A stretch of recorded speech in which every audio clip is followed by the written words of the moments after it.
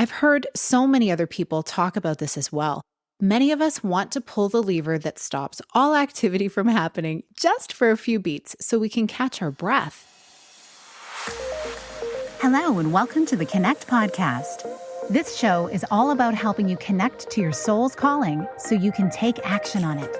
Because the sweetest success is a blend of discovering your purpose with the inner drive to bring it to life. I'm Sheila, health coach, lifestyle entrepreneur, and mom of two, best known for my online wellness programs, mentoring, and self-love passion.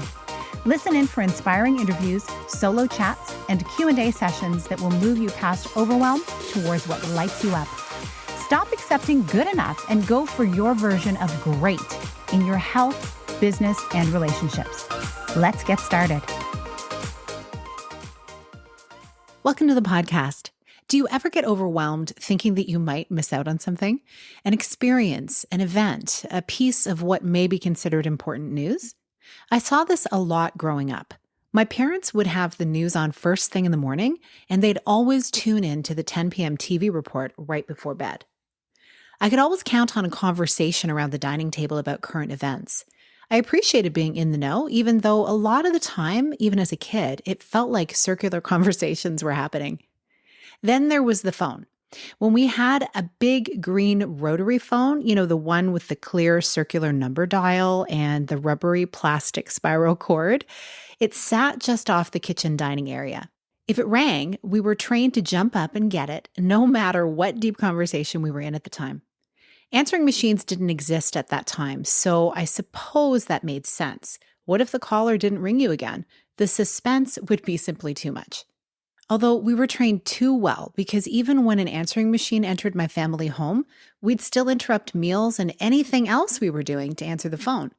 Once I moved out on my own, I knew that if the phone went to the answering machine, my parents were definitely out of the house.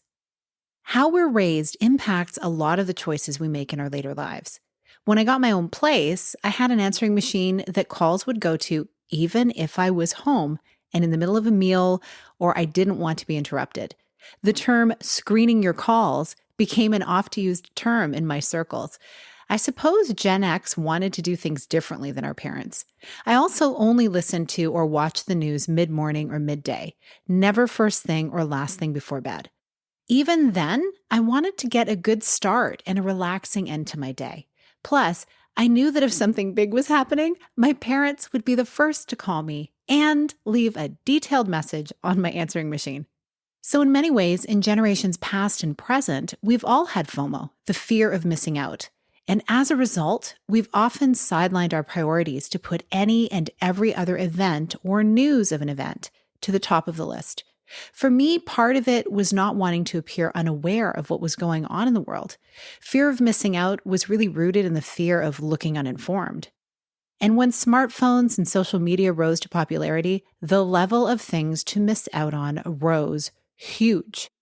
Just when I felt I'd caught up on what was going on in the world, I'd hear someone else say, "No, didn't you hear that got overturned?" Or "that got bought out," or "it got canceled," etc., etc. One word for all of this: exhausting. So I knew I had to put up some boundaries around the information coming at me. I found myself returning to my old school ways of news midday and do not disturb and silent mode on my phone and no screens first thing or last thing of the day. I've heard so many other people talk about this as well. Many of us want to pull the lever that stops all activity from happening just for a few beats so we can catch our breath. And guess what? We can, anytime we choose. So today I invite you to create a boundary around the events you've had FOMO around. Do what feels good to you. If you have a few other people in your life, trust me, they'll let you know if there's something important to act on if your phone's turned off. At the very least, I can't speak highly enough about protecting your mental space early morning and late evening. It may just be the well-being boost you didn't know you needed.